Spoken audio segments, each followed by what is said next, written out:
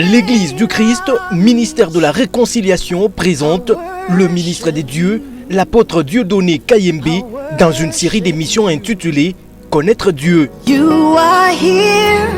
Téléspectateurs et internautes bien-aimés, nous vous disons bonjour. Aujourd'hui, encore nous sommes devant vous dans notre 21e numéro de votre série d'émissions intitulée « Connaître Dieu ». Aujourd'hui, Connaître Dieu vous amène un message. L'apôtre vous amène un message d'encouragement. Je voudrais dire à quiconque me suit en ce moment que quand tu marches avec Dieu, c'est sûr que tu ne marcheras pas très convenablement tous les jours. Il va arriver un moment où tu es tenté, ou un moment où tu as une épreuve qui a tendance à te dépasser, même si tu arrives à broncher. Mais je voudrais vous dire qu'un échec doit être considéré comme un seul pas en arrière pour arriver à en faire 3 ou 4 devant.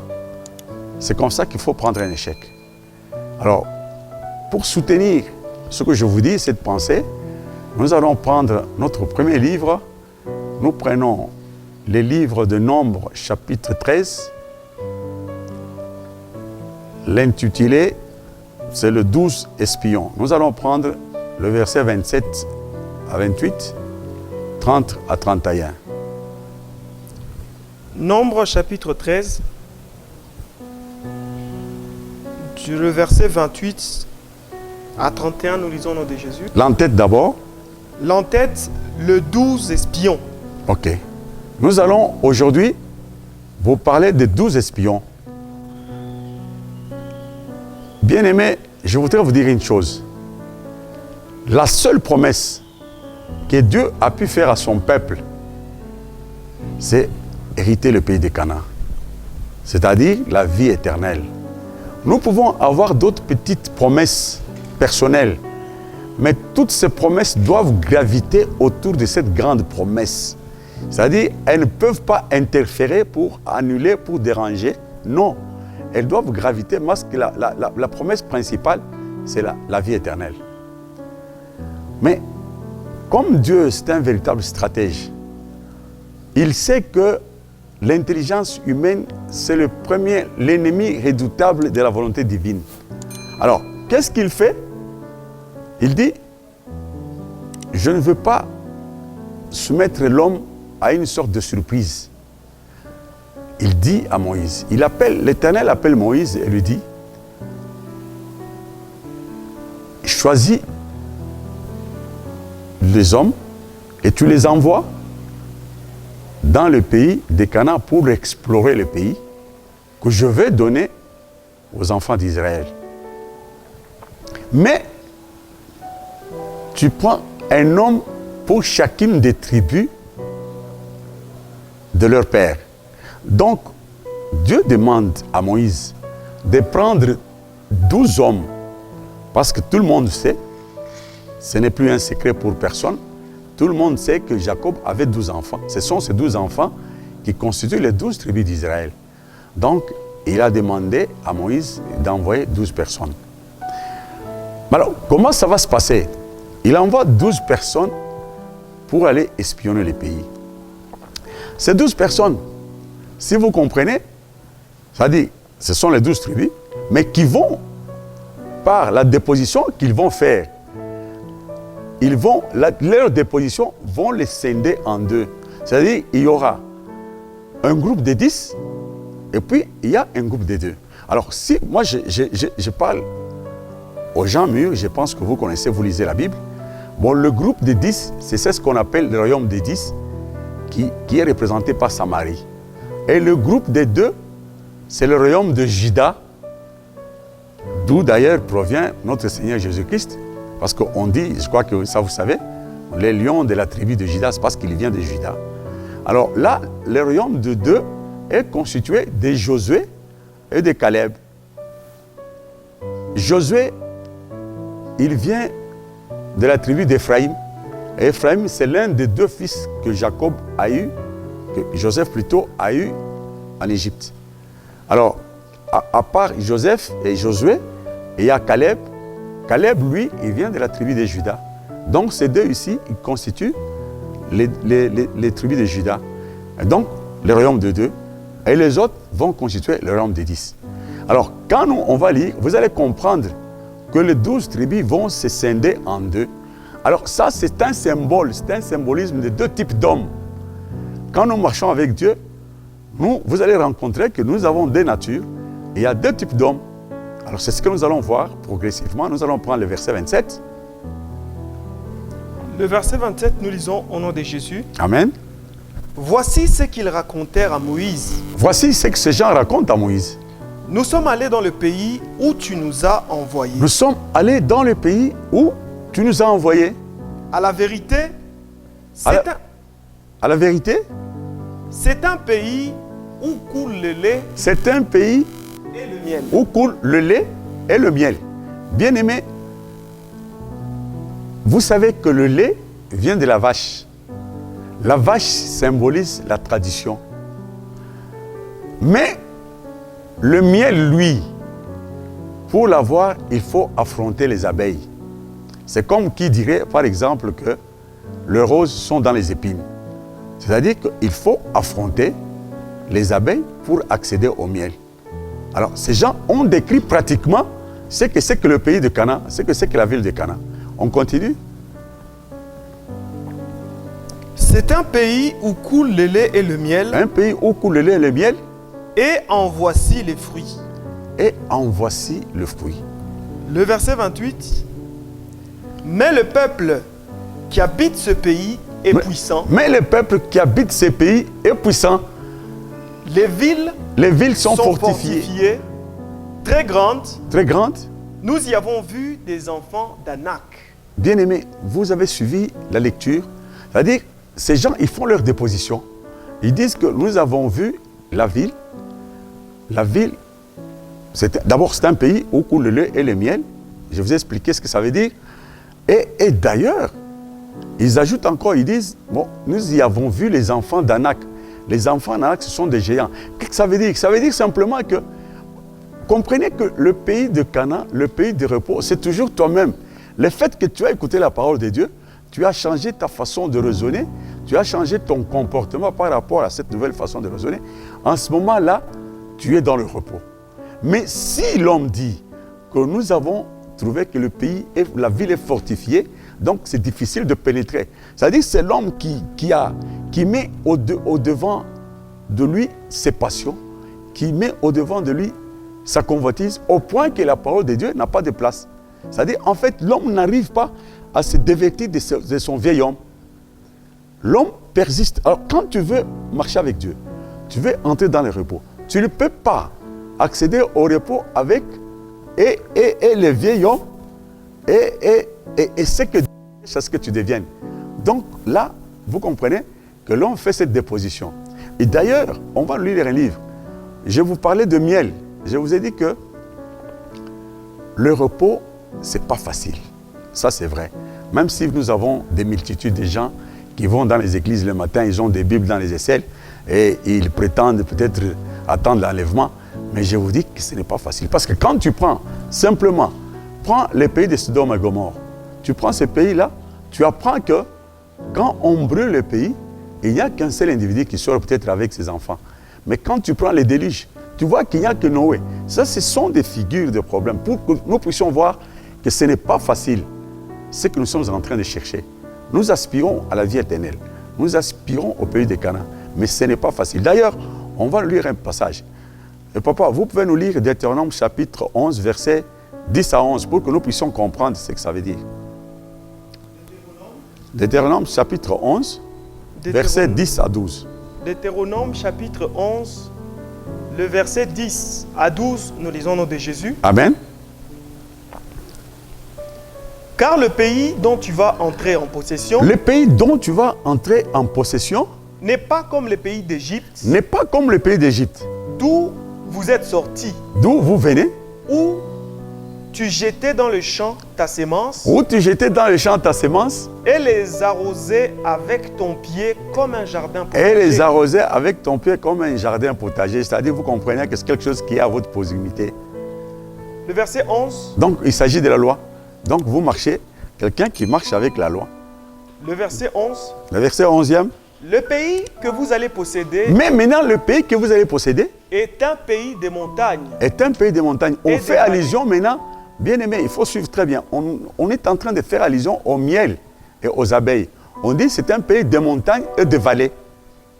Et qui boit les eaux de la pluie du ciel. Et un pays qui boit les eaux de la pluie du ciel. La pluie du ciel, ce sont les enseignements, c'est la connaissance que tu as qui vient de Dieu, les connaissances que tu as.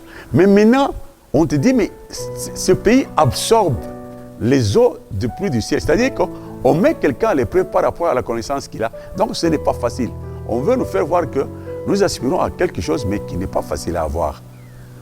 On continue. C'est un pays C'est un pays dont l'Éternel, dont ton l'Éternel, Dieu, prend soin et sur lesquels l'Éternel, ton Dieu, oui, a continuellement les yeux du commencement à la fin de l'année. ah, vous comprenez. C'est-à-dire que c'est en parabole qu'on parle, mais il veut simplement dire que le regard de l'Éternel est sur l'homme qui est dans le repos. Parce qu'on regarde sa façon de voir, on regarde les comportements qu'il affiche. Dieu est très regardant par rapport à ça. Ce n'est pas comme à un païen ou à quelqu'un qui est un homme de la loi. Dieu, parfois, il est... Mais pour quelqu'un qui prétend être en repos, c'est-à-dire le regard de Dieu est sur lui. On peut revenir sur notre livre. Nombre chapitre 13, le verset 28, Oui. lisons au nom de Jésus. Mais le peuple qui habite ce pays est puissant. Oui, oui, on l'a déjà dit. On l'a Le vu. peuple qui habite ce pays est puissant. Les villes sont fortifiées, très grandes. Les villes sont fortifiées, les villes sont très grandes. Nous y avons vu les enfants d'Anak. Nous y avons vu les enfants d'Anak. Bien aimé, verset- j'étais en train d'expliquer que les enfants d'Anak, ce sont des géants. Oh, les géants, c'est-à-dire quoi? Les géants, c'est quelque chose, ce sont des passions, ce sont des convoitises de l'homme, que l'homme n'arrive pas à bouger d'un seul pouce. C'est ça ce que nous pouvons avoir comme idée. Alors, l'homme fait une confession pour dire qu'il ne peut pas faire face aux abeilles, il ne peut pas faire face à ce qu'il appelle là la vie éternelle, ce repos que Dieu a donné. D'ailleurs, voilà pourquoi si nous revenons au... Non, on peut, parce que ça ne sert à rien, on peut passer au verset 30e. Le verset 29 et le verset 30e. Oui, non, je crois que tu as 27, 28, 30, 31. Le verset 30 et 31, nous lisons au nom de Jésus. Amen. Caleb fit taire le peuple. Maintenant, bien aimé, nous devons bien suivre ça. Il y a des gens qui ont fait une déposition. Je vous ai dit que ce groupe de 12 espions a été scindé en deux. Et il y a le groupe des 10 qui représente Samarie ou royaume des 10 ou un homme de la loi. Parce qu'en fait, il s'agit de deux façons de voir Dieu, deux façons de marcher avec Dieu. Donc, c'est-à-dire un homme de la loi qui estime que faire face aux épreuves, ce n'est pas facile. D'ailleurs, quand vous prenez le livre de 1 Corinthiens, chapitre 1 au verset 23, l'apôtre Paul en parle. Il dit, nous nous prêchons Christ crucifié, scandale pour les Juifs.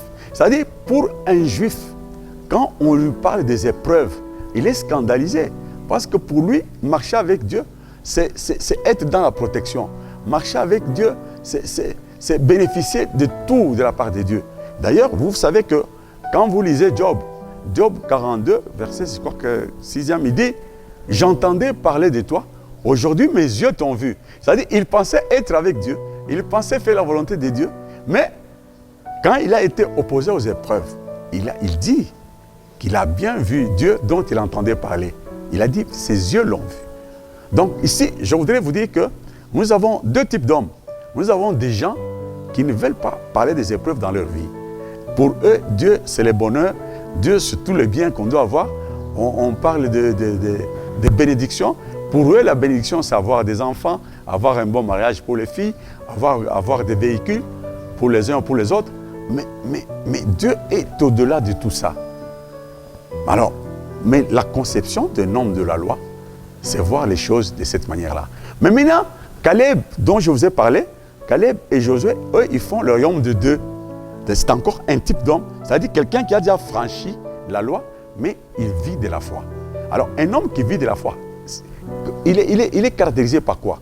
Un homme qui vit de la foi, c'est-à-dire il met d'abord la volonté divine au premier plan, mais ses passions et tous ses désirs sont en arrière-plan. Que Dieu les exauce, que Dieu ne les exauce pas, lui, ce n'est pas son problème. Il l'exauce, tant mieux. Il n'exauce pas, tant pis, mais lui, il marche. Parce que pour lui, il faut que la gloire de Dieu soit au premier plan. Alors, maintenant, écoutez la déposition de Caleb. Caleb fit taire le peuple Caleb fit taire le peuple. qui murmurait contre Moïse. Qui murmurait contre Moïse. Il dit, montons, emparons-nous du pays. Nous devons monter, nous devons nous emparer du pays. Nous y serons vainqueurs. Nous y serons vainqueurs. Mais les hommes qui étaient allés avec lui dirent... Bien-aimés, est-ce que vous comprenez la décision? Ça, c'est... Dieu aime des gens courageux. Dieu n'aime pas des périreux parce qu'il s'adresse à Jérémie, il dit, ne tremble pas parce que si tu trembles, je risque de te faire trembler beaucoup plus. Donc Dieu aime quelqu'un de courageux, quelqu'un qui a... Mais parce qu'à travers toute la Bible, on parle de vainqueurs. Ces vainqueurs-là, on ne peut pas devenir vainqueur quand on n'a pas lutté. On ne peut pas devenir vainqueur. Mais et puis, comment? On ne peut pas devenir vainqueur pour rien. On devient vainqueur, c'est après un affrontement. On affronte quelque chose, on gagne, on triomphe. En ce moment, on devient vainqueur. Et Dieu parle des vainqueurs dans la Bible, du début jusqu'à la fin. Mais ça, les hommes de la loi font abstraction de ça. Ils parlent des bénédictions comme eux-mêmes veulent en entendre. Alors, il dit, qu'est-ce que Caleb dit? Il fit taire le peuple qui murmurait contre Moïse. Oui. Il dit, montons, emparons-nous du pays. Montons, nous y serons vainqueurs. Nous y serons vainqueurs. Bien-aimé, c'est comme ça qu'un homme de Dieu doit être. Quelles que soient les épreuves.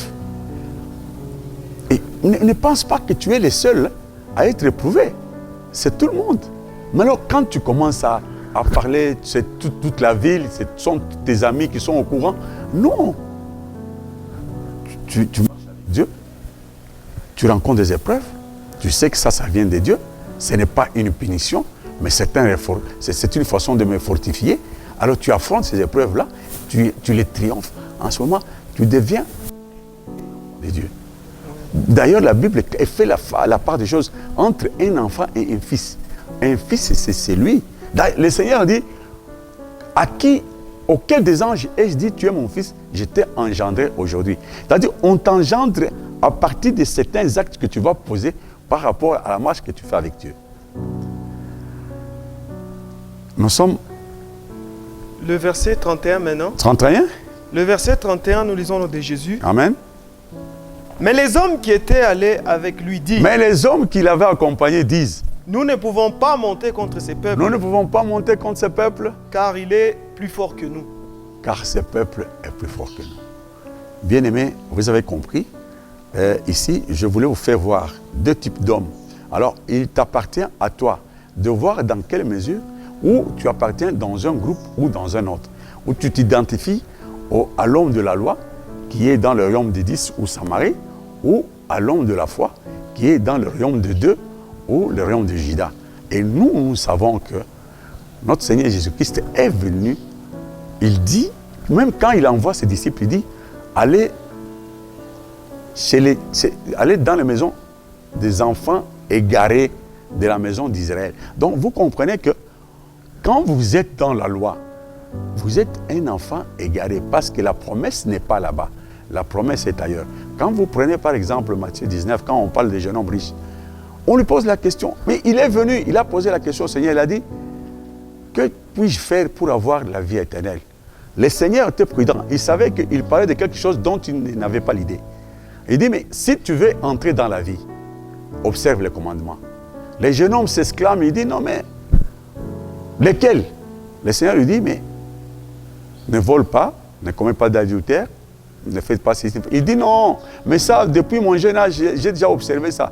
Alors le Seigneur lui dit, ok, mais alors si tu veux avoir la vie éternelle, va, vends tout ce que tu as, distribue-le aux pauvres et viens et suis-moi. Les jeunes hommes, la Bible dit, les Écritures sont très claires, les jeunes hommes étaient très tristes. Quand il a écouté ça, il s'en est allé. Donc vous comprenez que pour affronter les abeilles, ce n'est pas facile. Et pourtant la promesse est dans les abeilles. Nous allons prendre notre deuxième livre. Nous sommes dans le livre de Matthieu. à son 25e chapitre, là où nous parlons de 10 vierges. Matthieu chapitre 25, à partir du premier verset, Oui, l'intitulé les 10 vierges. intitulé Les 10 vierges. Oui. Alors le royaume des cieux sera semblable à 10 vierges qui, ayant pris leur lampe, Oui. allèrent à la rencontre de l'époux. La Bible nous dit, bien aimé, que le royaume de Dieu est semblable aux 10 vierges qui prennent leurs lampes et qui vont à la rencontre de l'époux. 2, Le verset 2, deuxième verset. 5 d'entre elles étaient folles 5 d'entre elles étaient folles et 5 sages. et 5 sages. On explique maintenant pourquoi il y en a Les des folles. folles, il y en a des folles et pourquoi il y en a des sages. Les folles, en prenant leur lampe, Les folles, en prenant leur lampe, ne prirent point d'huile avec elles. la Bible dit, les folles, en prenant leur lampe, ne prirent point Point d'huile avec elles. avec elles. Oui, Mais les sages les sages. prirent avec leur lampe de l'huile dans des vases. Ah, les sages ont pris leur lampe d'abord. Les lampes ont de l'huile dedans. Et en plus de la lampe, ils ont des vases où ils ont mis un peu d'huile de réserve. Donc, bien aimés, comprenez cette phrase très bien. Les folles sont folles parce que la Bible traite des folles. Mais moi, je voudrais apporter une nuance. Nous allons comprendre par la suite que l'époux tardera à venir. Quand l'époux tarde à venir, c'est-à-dire l'huile qui était dans les lampes de ce que nous appelons folle, de ce que la Bible, les Écritures ont appelé folle, l'huile s'est achevée. L'huile est achevée. Donc, mais elles avaient apporté de l'huile. Mais la leçon qu'il y a là-bas, que nous devons comprendre, c'est-à-dire qu'il faut avoir de l'huile, il faut avoir de l'huile en abondance. On peut avoir une lampe, on peut avoir de l'huile, mais l'époux va tarder à venir. Je vais élever quelque chose. D'abord, il y a une chose que nous devons savoir. Être vierge. Être vierge, c'est un état, le dernier état d'esprit que puisse avoir quelqu'un pour accéder au salut. Pourquoi? Parce que avant d'être vierge, quelqu'un, quand il arrive, il entre en contact avec la parole, il est orphelin. Il est orphelin. Alors, quand quelqu'un est orphelin, c'est-à-dire qu'il a perdu ses parents, ça c'est la première étape. Alors, évidemment, quand vous lisez la Bible, on vous parle des orphelins, vous pensez qu'on parle des orphelins qui sont non! La Bible n'a rien à faire avec ça. Mais on ne vous demande pas, on ne vous dit pas qu'il ne faut pas donner quelque chose aux orphelins, non. Mais la Bible est spirituelle. Et la Bible utilise un langage spirituel. Alors, quand la Bible parle d'orphelin, c'est-à-dire, c'est le contact de l'homme avec la parole. La première chose, c'est de saisir de son intelligence charnelle et de sa sagesse charnelle. Ça, c'est le premier point. Mais vous savez, vous pensez que les orphelins sont pauvres. Mais il y a d'autres orphelins qui sont plus riches que toi, à qui tu ne peux rien donner. Mais alors, si Dieu parle des orphelins comme des gens à qui on doit donner quelque chose, en ce moment, mais quand tu es en face d'un orphelin riche, qu'est-ce que tu vas faire? Donc, tu comprends? À ce moment, tu auras l'impression que Dieu n'avait pas bien réfléchi pour dire ça. Non, c'est spirituellement que Dieu en parle. Alors, on a un orphelin d'abord, et puis après l'orphelin, c'est la veuve qui arrive. Donc, on arrive à une étape du veuvage. Et quand on est veuve, la Bible est claire aussi à ce niveau-là. On dit non, mais la véritable veuve, c'est une veuve de 60 ans. Mais qui va répertorier les veuves pour dire tu as quel âge? Si elle a 60 ans, ça va faire quoi? Non, c'est spirituellement qu'il faut comprendre. Alors, quand on est orphelin, on passe au niveau de veuve. On est veuve, on évolue.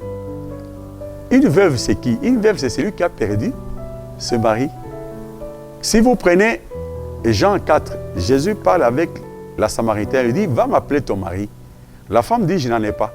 Jésus dit, en cela tu as dit vrai parce que tu avais 5 maris, mais celle que tu as aujourd'hui n'est pas ton mari. Donc tu comprends que la femme samaritaine avait déjà 5 maris qu'elle a déjà perdus. Ça veut simplement dire qu'elle avait la loi, parce que 5 maris symbolisent le Pentateuque dans 5 livres de Moïse. Donc c'est Moïse lui-même. Donc la femme c'est cet homme a vécu de la loi, mais maintenant, elle est au-dessus de la loi. On ne peut pas lui dire, ne vole plus, ne fait plus ça. Maintenant, pour cette femme, il y a un autre type de message. C'est le message de la foi. Alors, quand le Seigneur lui dit, et celui que tu as maintenant n'est pas ton mari, il s'agit de Jésus lui-même, de la parole de la foi maintenant qui commence avec la femme. Et d'ailleurs, la femme a compris. Voilà pourquoi il dira par après, ah non, mais il a été écrit que le Christ, ce qu'on appelle le Messie viendra. Quand il sera venu, il nous apprendra toutes choses. C'est ce que nous sommes en train de vous apprendre. Donc, après l'orphelin, c'est la veuve. Après la veuve, c'est la vierge. La vierge, c'est la dernière étape. Quand on est vierge, c'est alors qu'on peut enfanter. Alors, si vous prenez Matthieu, chapitre 1er, je crois que le verset 23-24, on peut nous lire, vous allez comprendre. Je fais allusion à ces passages pour que vous puissiez comprendre que Marie, la mère de Jésus, était vierge. Donc, c'est-à-dire qu'elle avait marché, elle avait évolué. Marie, c'est qui? Marie, ça peut être toi. Marie, c'est pas une femme. Marie, c'est toi qui as la sagesse de Dieu. Parce qu'on dit, c'est lui qui a le Fils à la vie. Le Fils, c'est Jésus que nous devons enfanter. Et vous savez que nous tous, nous sommes appelés à enfanter ce Jésus-là.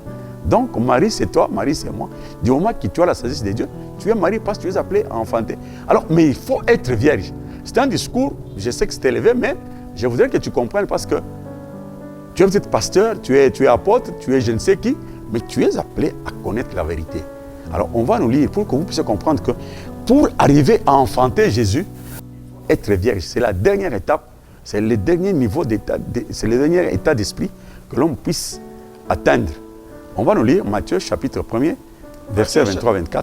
Matthieu chapitre 1er, verset 23-24. Oui. Nous lisons au nom de Jésus. Amen. Voici, la Vierge sera enceinte. Voici. Donc, on ne parle pas de n'importe quelle femme. Parce que nous tous, nous sommes des femmes. On dit, voici la Vierge. On ne dit pas la veuve. Non, non. La Vierge sera enceinte. Elle enfantera un fils. Elle enfantera un fils. Et on lui donnera le nom d'Emmanuel. Et on lui donnera le nom d'Emmanuel, que vous connaissez vous tous, ce qui signifie Dieu avec nous. C'est-à-dire que tu vas, quand tu arrives à ce niveau-là, voilà pourquoi j'ai dit que cette veuve, cette vierge, parce qu'en fait, il s'agit de deux personnes. Donc, quand on appelle folle, les cinq là, c'est-à-dire qu'un homme avec 5 sens, mais qui marche avec Dieu, mais qui est appelé à prendre de l'huile. L'huile, c'est l'onction, c'est la connaissance. C'est cette connaissance qui va te permettre de résister contre les épreuves. Bon, alors, maintenant, on dit, les autres ont fait des réserves d'huile, c'est-à-dire, ils ont de l'onction en abondance, une connaissance affermie. Je voudrais qu'on nous ajoute le verset 4 et 5 de ce même Matthieu 25 là. Matthieu 25, le verset 4, nous lisons au nom de Jésus. Amen. Mais les sages prirent avec leurs lampes de l'huile dans des vases. D'accord, ça nous avons déjà expliqué, on continue. Le verset 5. Oui. Comme l'époux tardait, toutes s'assoupirent et s'endormirent. Comme l'époux tardait. L'époux vient. La venue de l'époux, c'est ce que toutes les langues ici sont en train de scander. Les gens parlent de la seconde venue de Jésus. C'est ça l'époux. L'époux qui va venir. On dit, mais l'époux vient pour prendre son église. L'église, c'est ça la Vierge, c'est ça toi, c'est ça moi. Bon, mais comment est-ce que ça va se passer? Alors, mon message d'aujourd'hui, qu'est-ce que je voudrais vous dire? Vous avez compris que l'époux tarde à venir, les gens se sont assoupis, ils se sont endormis. Bon alors, on continue pour que nous puissions maintenant comprendre la pensée. Au milieu de la nuit, on cria, voici l'époux, allez à sa rencontre. Au milieu de la nuit, on cria, voici l'époux, allez à sa rencontre. Bien-aimé, je sais que les gens n'ont pas l'idée de ce qu'ils cherchent, n'ont pas l'idée de ce qu'ils disent. Nous marchons avec le Seigneur Jésus, nous marchons avec la parole de Dieu. Nous voulons accéder à la vie éternelle. Mais ce n'est pas facile, comme je l'ai dit au départ. Mais ce ne peut pas être une raison pour être découragé. Voilà pourquoi je me suis dit, écoutez, si nous pouvons avoir de l'admiration pour les 5 sages, les 5 vierges sages, mais nous ne pouvons pas non plus avoir du mépris pour ces 5 folles. Parce que je vous ai expliqué, quand quelqu'un a marché avec la parole de Dieu, il arrive à ce stade-là, Mais on l'appelle folle simplement parce que on veut marquer la différence entre elle et l'autre qu'on a traité de sage. Mais ce niveau-là, c'est un niveau qui est digne d'éloge, Voilà pourquoi je vous ai dit que je viens aujourd'hui avec un message d'encouragement pour que tu comprennes que même si tu flanches, même si tu puisses broncher, même si tu tombes, que ça ne soit pas pour toi une façon d'abandonner. N'abandonne pas. D'ailleurs, par la suite, tu verras que ces femmes-là vont aller chercher de l'huile. C'est-à-dire, je voudrais que toi, tu comprennes que si tu tombes, il faut te relever. Bien-aimé, je voudrais que tu me saisisses très bien. Je ne vous encourage pas au mal. Je ne vous dis pas qu'il faut vous enfoncer, mais je vous dis que si vous avez la volonté, mais il arrive que vous êtes éprouvé au-dessus de votre capacité, vous avez flanché, vous avez bronché, vous êtes tombé, mais relève-toi. Mais il faut que tu me comprennes, et je répète encore, je ne vous encourage pas au mal, mais je vous encourage à mieux faire, à tomber et à vous relever, parce que la victoire, c'est arrivé. Parce que l'amour de Dieu est avec toi. Écoutez, même quand les gens disent, nous attendons la seconde venue de Jésus, c'est parce qu'ils ne comprennent pas les Écritures. Je vais prendre un passage. On va nous lire un passage qui va nous éclairer. Nous prenons le livre de Malachie, chapitre 3, on prend les 2 premiers versets. Malachie, chapitre 3. Chapitre 3. Le 3 premiers versets. Non, on prend le 2 premiers versets, nous lisons au nom de Jésus. Amen. Voici, j'enverrai mon messager. Voici, je vous enverrai mon messager. Il préparera le chemin devant moi. Il réparera le chemin devant moi. Ici, la Bible parle de Jean-Baptiste. Jean-Baptiste est appelé comme prise de conscience. C'est-à-dire quoi? Ben, la Bible est très claire. D'ailleurs, quand tu prends Luc 7, 30, je crois, on dit, scribes et pharisiens, le fait de ne s'être pas fait baptiser par Jean, ils ont rendu nul tous les desseins de Dieu sur eux. C'est-à-dire que quand tu n'as pas pris conscience de ce que tu cherches, voilà pourquoi le Seigneur a demandé à Moïse d'envoyer des hommes pour aller explorer les pays. Donc, il faut que tu saches ce dont tu as besoin, que tu saches ce que tu demandes à Dieu, que tu saches à quoi tu aspires. Voilà pourquoi il a dit, non mais il faut qu'un homme de Dieu, c'est lui qui cherche à avoir la vie éternelle, à avoir le repos, mais qu'il ait une idée de ce qu'il cherche, qu'il sache qu'il y a d'une part le lait, mais il n'y a pas le miel. Le miel, il faut affronter les abeilles pour avoir le miel. Alors, ici, la Bible nous dit, j'enverrai au préalable d'abord mon messager pour vous faire voir ce dont vous parlez là, que vous ayez une idée fixe. Nous sommes au premier verset. Le premier verset, la suite.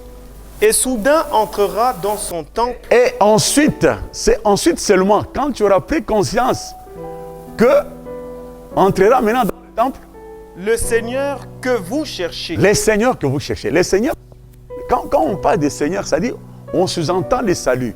Les seigneurs que vous cherchez. Mais écoutez la suite. Et le messager de l'alliance que vous désirez. Le messager de l'alliance. Voici, il vient. Il vient. Dit l'Éternel. Dit l'Éternel. Mais il vient comment? Maintenant, explique comment il vient. Qui pourra soutenir le jour de sa venue? Qui pourra soutenir le jour de sa venue? Les gens clament, parlent, ils crient chaque jour, ils attendent la seconde venue de Jésus. Jésus vient, il vient prendre son épouse. Mais il croit que ça se passe comment? Non, c'est individuel. Dieu n'est pas un Dieu d'un groupe de gens, d'une équipe. Non, Dieu, c'est une affaire d'un homme à lui seul. Ce n'est pas une affaire d'un couple. Ce n'est pas une affaire de famille. C'est toi avec la parole de Dieu. Et la façon dont tu vas te défendre avec cette parole. On dit qu'il soutiendra sa venue. Ça veut dire que ce sont des preuves. Quand nous étions dans le livre de Matthieu, on a dit tard dans la nuit. La nuit, vous comprenez, sont des ténèbres. Les ténèbres sont des épreuves. On dit tard dans la nuit. On a crié. Mais voilà, l'époux vient. Maintenant, il faut aller à sa rencontre. Il faut avoir de l'huile, il faut avoir de la connaissance, il faut avoir de l'onction pour d'abord voir que ça, c'est Dieu. Ce n'est pas ma tante sorcière. Ça, c'est Dieu. Ce n'est pas mon oncle qui m'a toujours ensorcelé. Ça, c'est Dieu. Mais c'est ça, c'est comme ça. Alors, quand tu n'as pas d'huile ou quand tu n'en as pas suffisamment, quand tu n'as pas de discernement, mais, bien aimé, mais quand tu prends les livres de Job, on te dit, mais il a perdu les enfants, il a perdu les biens, il a perdu les troupeaux. Mais rentre dans la peau de Job. Tu verras qu'il avait une tante, il avait les oncles paternels, il avait les oncles maternels, il y avait des gens qui le combattaient. C'est de la sorcellerie autour de lui. Mais quand vous lisez, vous sentez que vous sentez très bien qu'on n'a pas fait allusion à quelqu'un d'autre, on a fait allusion à Dieu et à Satan. Alors, je voudrais vous dire que ce n'est pas une occasion pour brancher. La Vierge folle, c'est un individu, mais qui a hésité face aux épreuves. Mais voilà pourquoi il faut comprendre très bien les Écritures. Je vous dis une chose. Salomon, le roi Salomon lui-même, parlant de Dieu, il a dit que le Seigneur a choisi d'habiter dans les ténèbres. Il a choisi d'habiter dans l'obscurité. Mais bien aimé, pas seulement lui. Je commence avec Abraham. Abraham, c'est notre ancêtre de la foi. Mais Abraham, ça vous connaissez, il a eu toutes les promesses de Dieu. Mais il a manqué de patience. Il s'est retrouvé avec Agar dans ses bras. Il a enfanté Ismaël. Et puis après, il y a eu des problèmes entre lui et sa femme. Mais ça, ce n'était pas tout. Mais le Seigneur a dit, non, non, la promesse, ce n'était pas comme ça. Ce n'est pas le fils de la promesse. Renvoie la femme et son fils. Abraham a dit, non, mais qu'Ismaël vive. Ça, c'est Abraham. Je vais prendre Isaac lui-même, qui est le fils d'Abraham. Isaac est venu. Dieu lui a dit au préalable, j'aime Jacob, j'ai Ésaü. Mais quand il a vieilli, vous comprenez qu'il était sur le point de bénir Ésaü parce qu'il a dit, mais va, cherche-moi un gibier, fais-moi la soupe, comme ça je te bénis. Nue était la présence de Rebecca. Isaac aurait béni Ésaü. Alors, tu prends Isaac et tu prends Jacob lui-même. Jacob s'est battu. Genèse 32, il s'est battu contre les hommes, il s'est battu contre Dieu. Et Dieu lui a dit, comment tu t'appelles? Il dit, je m'appelle Jacob. Tu t'appelleras Ismaël. Et on t'appellera Israël. Mais on l'a appelé Israël parce qu'il a enfanté Benjamin. Mais quand il est entré à Canaan, mais vous connaissez l'histoire, c'est là-bas qu'il a vendu Joseph. On parle de ses enfants qui ont vendu, mais c'est lui. Les enfants, c'est la vie. Ce sont les tribus de Jacob, ce sont ses enfants. Donc, ce sont les actes, la vie que Jacob menait à Canaan. Vous connaissez l'histoire, il a vendu Joseph, son fils bien-aimé. Joseph, c'est la parole de Dieu. Quand on vend la parole de Dieu, donc quand devant une circonstance donnée, on bronche, on tombe, c'est-à-dire on a vendu Joseph. Alors, c'était à Canaan. Mais est-ce qu'il s'est découragé pour autant? Non. Il a vendu Joseph, Joseph s'est retrouvé en Égypte, et fin de fin, il y a eu famine ici. Il a suivi là-bas, il est parti, il a habité le Gozen, et la vie a recommencé, et ils se sont mis debout, et c'est ainsi que nous avons eu le salut. Je prends le Seigneur Jésus lui-même. Le Seigneur Jésus est venu avec la mission de sauver le monde. Et il arrive, mais à quelques jours maintenant, de ce qu'il devait faire. Il a dit, Seigneur, est-ce qu'il n'y a-t-il pas moyen d'éloigner la coupe? Vous comprenez qu'il était sur le point de tomber. Et ça, ce n'était pas tout. Mais quand il arrive sur la croix, il dit, Père, pourquoi m'as-tu abandonné? On lui a amené un roseau avec un chiffon où il y avait du vinaigre. Heureusement, à la fin, là, il n'a pas bu, il a expiré, il a refusé de prendre le vinaigre parce que lui, c'est le vin qu'il devait prendre. Il a refusé de prendre du vinaigre et c'est ainsi qu'il a dit, tout est accompli et la mission a été. Alors, vous comprenez la marche de tous ces gens qui ont marché avec le Seigneur Jésus. Vous comprenez que ce n'est pas facile. Et Dieu ne laisse pas à l'homme d'avoir raison. Dieu va marcher avec toi. Il va te mettre, te mesurer, mais une mesure de ta taille. Il te met à cette mesure-là et tu demandes sa grâce, tu reviens à lui. Alors, bien aimé, le message d'aujourd'hui, c'est un message d'encouragement pour que tu comprennes, quels que soient les problèmes, si tu as la volonté, marche. Tu as la volonté, marche. Tu hésites, tu types, tu tombes, relève-toi et marche. Le problème, c'est la finalité. Quand tu marches, tu te relèves, tu tombes, tu marches, tu te relèves, tu tombes, mais tu arrives. On t'appelle vainqueur et tu as le salut. Nous avons terminé notre message d'aujourd'hui. Nous vous disons merci. Nous allons prier pour vous, afin que ce message, que vous puissiez l'incarner et que vous puissiez le comprendre très bien, qu'il puisse vous être utile dans votre vie, dans votre marche avec Dieu. Bien-aimés, je vous recommande entre les mains de notre Seigneur Jésus-Christ qu'il vous donne les oreilles spirituelles, qu'il vous donne des yeux spirituels, afin que vous puissiez écouter et que vous puissiez voir de manière à ce que vous puissiez comprendre, que vous puissiez vous convertir, que vous soyez guéris, soyez bénis au nom de notre Seigneur Jésus-Christ. Nous disons Amen.